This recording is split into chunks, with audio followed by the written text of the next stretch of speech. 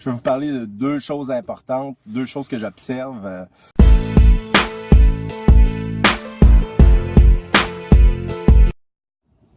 Hey, salut tout le monde, c'est Dave des Ateliers Musique du B. Donc aujourd'hui, un petit vlog. Je vais vous parler de deux choses importantes, deux choses que j'observe chez mes élèves, puis d'abord que j'ai observé sur moi-même. La musique, c'est un processus, hein. C'est pas du jour au lendemain, on s'améliore puis on devient extraordinaire. C'est pas comme ça que ça se passe. Première des choses qui nous empêche de progresser, c'est vouloir être parfait dès la première fois. Désolé pour les postillons, là, ça arrive. Hein.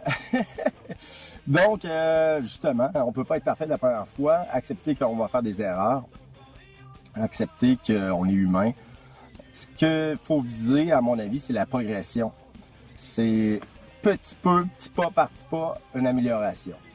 Puis ça, pour ça, il y a des façons de le mesurer, c'est-à-dire de prendre des notes qu'on pratique quand on joue avec les autres, de se filmer, de prendre le temps de se regarder, voir les choses qu'on fait bien, qu'on fait pas bien, pour s'améliorer. Donc ça, c'est une des premières choses, hein, pas viser la perfection, mais la progression.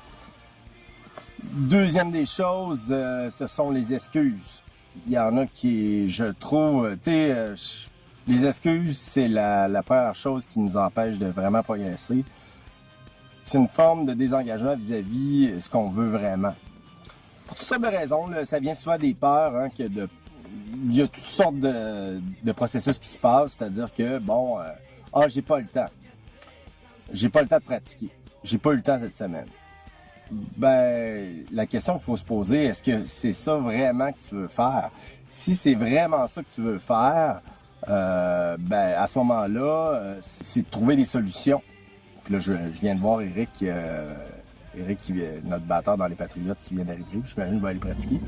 Si c'est vraiment ça, ben, c'est de trouver, faire du temps dans ton horaire pour que ça fonctionne. Donc, c'est ça. Je t'invite à réfléchir là-dessus, puis au lieu de se trouver des excuses, parce que tout le monde a des bonnes excuses dans la vie, là, en 2018, on a toutes des vies trop occupées, puis c'est vraiment quelque chose qu'il faut prendre le temps de réfléchir, c'est-à-dire, est-ce que c'est vraiment ça que je veux faire, ben, quel moyen que je prends? Je dégage du temps dans mon horaire, je m'engage réalistement à pratiquer telle journée, puis je le fais. Puis je le prends en note.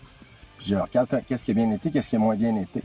Comme ça, on s'assure on revient au premier concept, on s'assure un concept de progression. On assure presque la progression. Évidemment, ben, c'est pas un processus qui est linéaire, c'est pas une ligne droite. Il y a des journées que ça va moins bien un peu, il y a des journées que ça va mieux. Observez les patterns qui arrivent là-dedans, les patrons, hein, il y a des tendances. Donc, à ce moment-là, de dire, bon, ben, aujourd'hui, ça a bien été, ben, j'étais bien reposé, j'étais focus, je savais exactement ce que j'avais à faire. Je me suis mis un temps limite pour pratiquer aussi, au lieu de dire, ben, je vais pratiquer. Ça favorise pas le focus, hein. Des fois, c'est c'est un 5 minutes par-ci, 10 minutes par-là, hein, vraiment être concentré. Puis en bonus, une troisième chose, savoir vraiment ce qu'on veut s'améliorer dans la pratique.